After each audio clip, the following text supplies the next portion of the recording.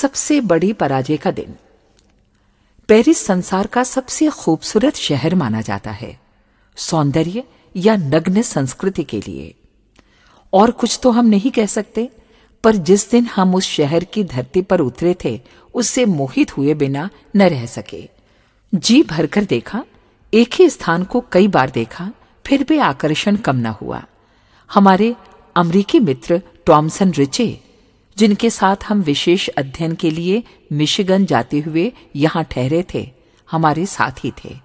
उन्होंने ही सारा शहर भली भांति घुमाया।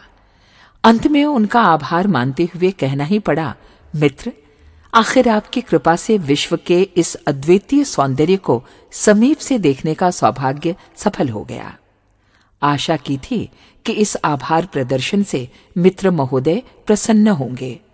हम इतने आदर्शवादी हो गए हैं कि बात बात में प्रशंसा करने लगते हैं। इससे संभव है कि हमें झूठा आत्मसंतोष तो मिल जाए, पर अति आदर्शवाद का अर्थ है यथार्थता से विमुख होना।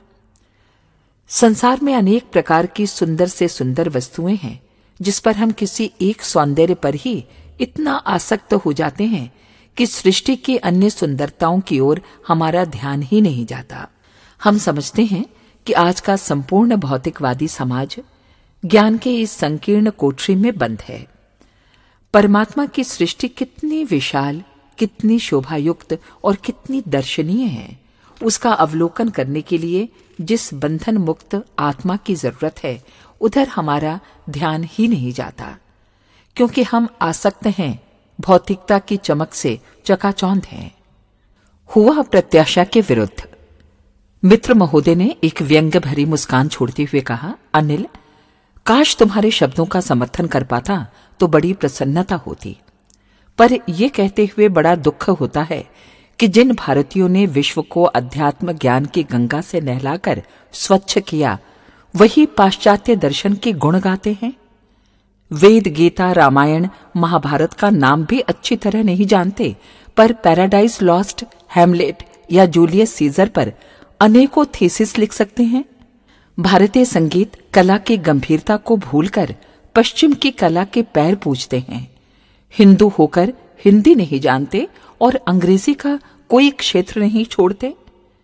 भारतीयों को अपने इस पराधीन स्थिति पर भले ही संकोच न होता हो, पर हम दुख से नत हो जाते हैं कि यथार्थवादी सत्य शिव सुंदर का प्रतिपालक भारतीय तत्वज्ञान ही नष्ट हो गया तो इस विश्व का क्या होगा। टॉमसन साहब उस समय साक्षात रुद्र की भांति लग रहे थे। सांस लेकर पुनः बोले, मेरा मंतव्य ये नहीं है कि सब अच्छी वस्तुएं भारतवर्ष में ही हैं, वरन जो विश्व में है वो भारत में अवश्य है। मैं 10 वर्ष भारत के गांव-गांव घूमा हूं। हिमालय का सा सौंदर्य इस तुच्छ पेरिस में कहां है। गंगोत्री, अमरनाथ, दार्जिलिंग, वृंदावन, मीनाक्षी, श्रीरंगपत्तनम जैसा प्राकृतिक और आध्यात्मिक सौंदर्य दुनिया में कहां मिलेगा। संस्कृत से देवभाषा की समता नादान अंग्रेजी कर सके, इतनी प्रौढ़ता उसमें कहां है। मेरे मित्र, मुझे दुख है कि आप श्रेष्ठता ढूंढने अमेरिका और पेरिस दौड़े आते हैं। धन्य है आपकी स्वतंत्रता और विचार स्वाधीनता। सचमुच मेरी हिम्मत न हुई कि मैं टॉमसन रिचे के आगे मुंह उठा सकूं। लज्जा से मैं धरती में गड़ा जा रहा था। भारतीय होकर अपनी अभारतीयता की स्थिति पर तब मुझे इतना क्षोभ हुआ, शायद उतना अपनी मां की मृत्यु पर भी न हुआ होगा। वास्तव में वो मेरी सबसे बड़ी पराजय थी। उस दिन से मुझे भारतीय वेशभूषा पसंद है। वेद, गीता, रामायण आदि का स्वाध्याय कर लेता हूं। इनमें जो भावनात्मक आनंद आता है वो अंग्रेजी उपन्यासों में कदापि नहीं मिलता। अब विदेश घूमने की इच्छा कभी नहीं होती। वहां जाकर अपना आत्माभिमान क्यों बेचें। उद्धृत संस्मरण, पंडित श्रीराम शर्मा आचार्य।